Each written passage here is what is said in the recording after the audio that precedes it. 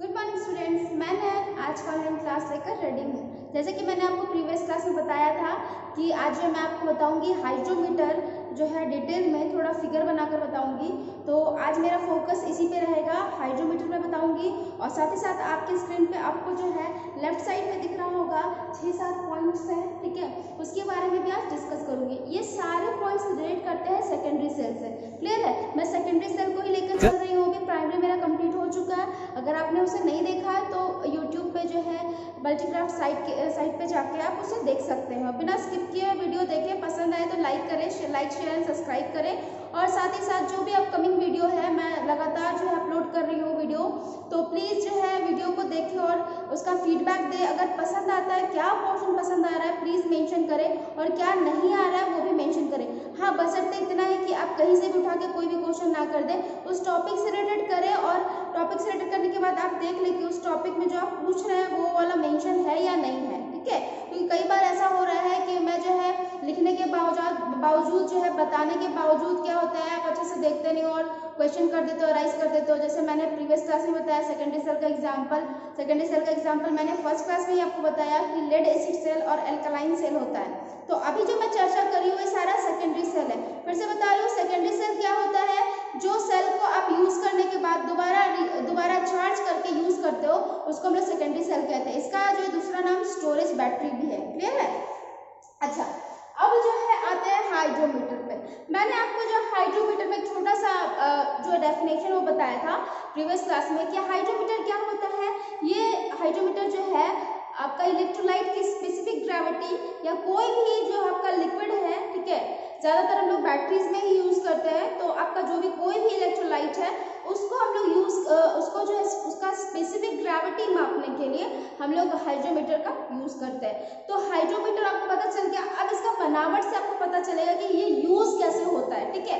बहुत बार क्या होता है ना कि हम लोग कोई चीज़ जो है याद नहीं कर पाते, बट फिगर अगर रहता है तो फिगर से हम लोग थोड़ा मोड़ा अंदाजा लगाकर उसको बता देते हैं। तो मेरा जो मेन फोकस रहता है वो उसी पर कि बच्चे जवाब दे पाए। रटना बहुत बड़ी बात नहीं, समझना बड़ी बात। अगर समझ जाते हो आप तो अपने लैंग्वेज में आप आंसर कर सकते हो। और आपको जो है यहाँ पे आपको पता है कि ऑप्शन में आपको 4 ऑप्शन मिलने वाले हैं, एक हिट होने वाला है। तो मैं उसी तरीके से आपको बता रही हूँ। पहले यहाँ पे आपको डायग्राम जो है ड्रॉ करती हूँ, उसके बाद क्लियरली पता चलेगा कि क्या क्या है इसमें और किस तरह ये काम कर रहा है। आपको तो मेन चीज पता चल गया कि ये क्या करेगा, स्पेसिफिक ग्रेविटी मापेगा इलेक्ट्रोलाइट का, ठीक है। अच्छा, इसका फिगर बनाने के बाद मैं इसके बारे में बताते जाऊंगी और आप देखेंगे ध्यान से, ठीक है। तो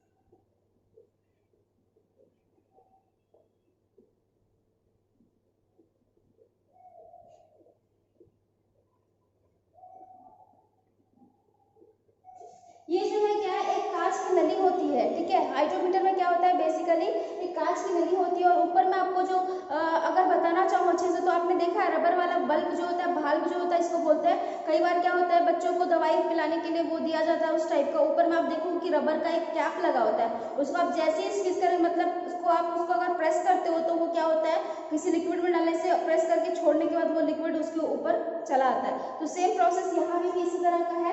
आपको कच्ची नली दिख गई, ये मेरा जो है ये वाला, ये क्या है, रबर बॉल है। क्या है? Rubber ball. क्या है? Rubber ball. तो इसको हम लोग ये पूरा डिटेल में अगर लिखे तो क्या है, एसिड प्रूफ रबर बल्ब, ठीक है। क्लियर है? उसके बाद आपका ये जो हो गया, साथ में ये जो है आपको क्या मिल रहा है, ये मिल रहा है रबर ट्यूब मिल रहा है। क्या है? रबर ट्यूब, ठीक है। अब तो ये तो बाहरी ढांचा का बात हुआ। अब आप आओगे यहाँ पे तो एक फ्लोट होता है। फ्लोट नाम से कैसा पता चल रहा है, फ्लोट करेगा मतलब तैरेगा। क्लियर है? इसके अंदर आपका जो है ये स्क्वीज करने के बाद क्या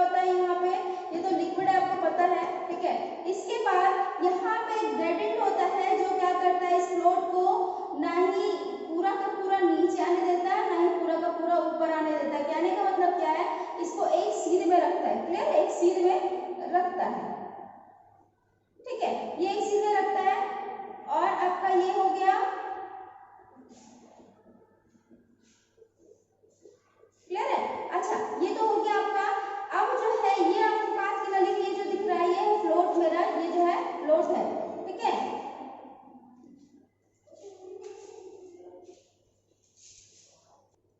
तो आप देख रहे थे यहाँ पे कि एसिड प्रूफ रबर बॉल हो गया, ठीक है।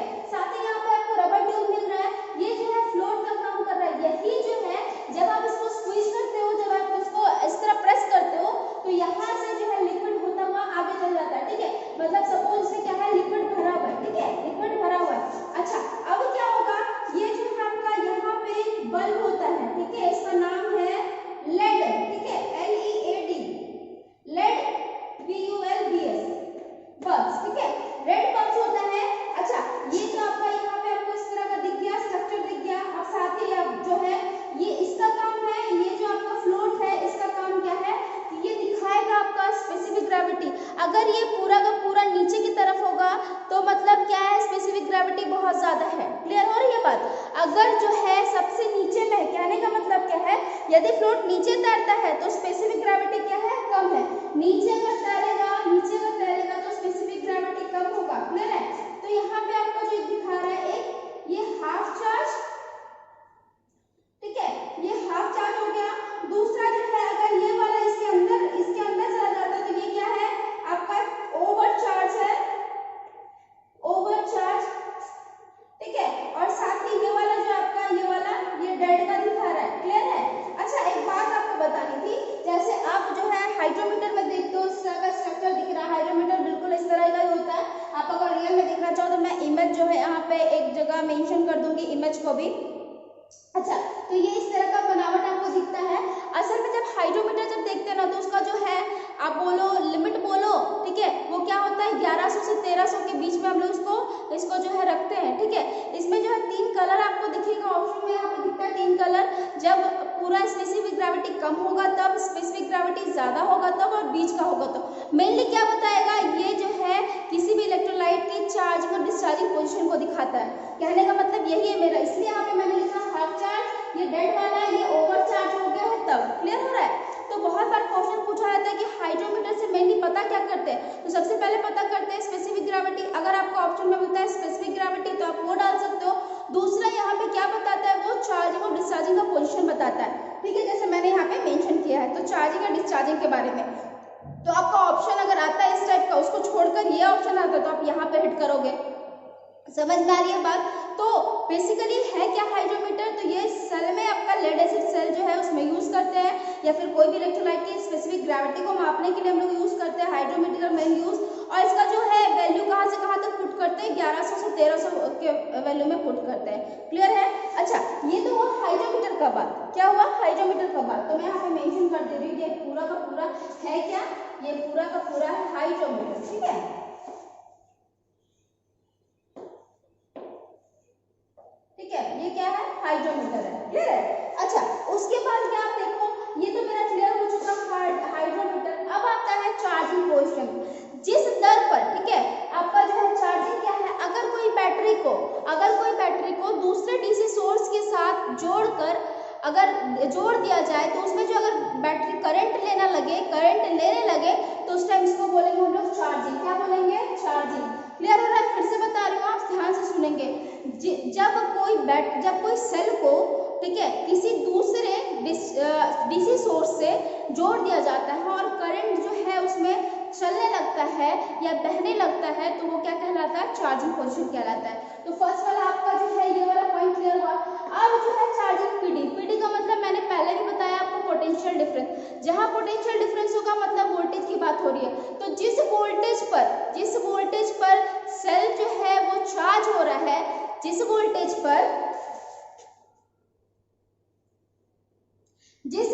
पर बैटरी चार्ज हो रहा है उसको हम लोग बोलेंगे चार्जिंग पीडी। क्लियर है।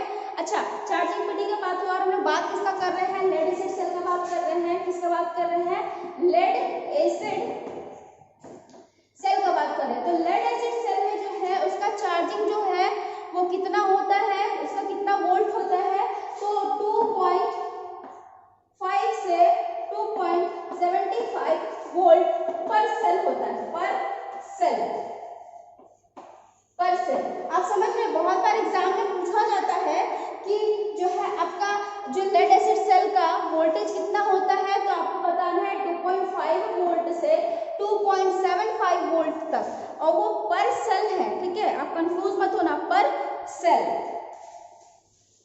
तो ये हो गया आपका दूसरा पॉइंट चार्जिंग पीडी के बारे में। अब आता है चार्जिंग रेट। तो रेट का मतलब आपको पता है दर। तो मैं इस तरह का पॉइंट वाइज क्यों बता रही हूँ, ताकि आप जो है, मैं लिखती नहीं हूँ बोर्ड पर उतना ज्यादा। क्यों? क्योंकि अगर आप अच्छे से वीडियो को सुन लेते हो, बिना स्किप किए हुए देख लेते हो, तो आप खुद ही इसका सवाल का जवाब दे सकते हो। और मैं कोशिश करती हूँ जो मैं टॉपिक लिखी हूँ उसके अनुसार ही आंसर को, ताकि आपको समझ में। जैसे सिंपल सा मैंने ये बताया आपको पीडी के बारे में। तो पीडी क्या है? पोटेंशियल डिफरेंस है। पोटेंशियल डिफरेंस एक तरह का वोल्टेज होता है। तो जिस दर पर बैटरी को जो है, जिस वोल्टेज पर बैटरी को चार्ज किया जाएगा, वो मेरा चार्जिंग पीडी होगा। क्लियर है? तो अब आते हैं चार्जिंग रेट पर। तो चार्जिंग रेट है, रेट मतलब दर, आपको भी पता है, ठीक है। तो जिस दर पर बैटरी को चार्ज किया जाता है, जिस रेट पर, ठीक है, बैटरी को चार्ज किया जाता है, उसको हम लोग चार्जिंग रेट कहते हैं, चार्जिंग रेट कहते हैं। क्लियर है? बहुत ज्यादा डिफिकल्ट नहीं है, आपको नाम के अनुसार आपको सिर्फ डेफिनेशन देना है। वहां पे ऑप्शन आपको 4 ऑप्शन में हिट करना होगा, एक ऑप्शन। अच्छा, अब आते हैं ये जो है एफिशिएंसी ऑफ बैटरी। मैं एफिशिएंसी के बारे में पहले भी बता चुकी हूँ आपको, लेकिन ये बैटरी के टर्म में है, मतलब सेल के टर्म में है। तो आपको ये बताना है एफिशिएंसी का सबसे पहला तो सिंबल होता है ऐसा कुछ, ठीक है। इसको आप जहां भी देखेंगे ये बताएगा आपको एफिशिएंसी के बारे में। क्लियर है? अच्छा, एफिशिएंसी के बारे में बताया, ठीक है। तो इसका फॉर्मूला क्या होता है? तो फॉर्मूला एक होता है सिर्फ क्या? आउटपुट, ठीक है, आउटपुट बाय इनपुट। क्लियर है? ये आप अच्छे से याद रखोगे। आप चाहे वो आप मोटर पढ़ रहे हो या जनरेटर पढ़ रहे हो, ट्रांसफार्मर पढ़ रहे हो या फिर बैटरी पढ़ रहे हो, हमेशा होगा क्या? आउटपुट बाय इनपुट होगा। लेकिन लैंग्वेज चेंज होगा यहाँ पे। ये कैसे चेंज होगा मैं यहाँ पे आपको दिखा रही हूँ। एफिशिएंसी जो परसेंटेज एफिशिएंसी अगर बोलेगा तो यहाँ पे हम लोग क्या करना पड़ेगा? 100 से गुना करना पड़ेगा, ठीक है। ये आप याद कर लिए, मन में बिठा लिए। अब होगा क्या? फॉर्मूला क्या होगा बता रही हूँ, ठीक है।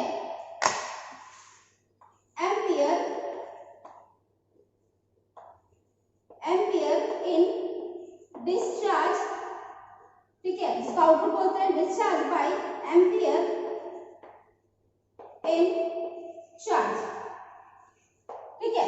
तो ampere in discharge by ampere in charge मतलब क्या? Output by input. मैंने पहले भी बताया। अगर यही बोला जाएगा कि परसेंटेज में कितना होता है, ठीक है, परसेंटेज में कितना होता है एफिशिएंसी, तो यहाँ पे आप क्या करोगे? इनटू 100 कर दोगे।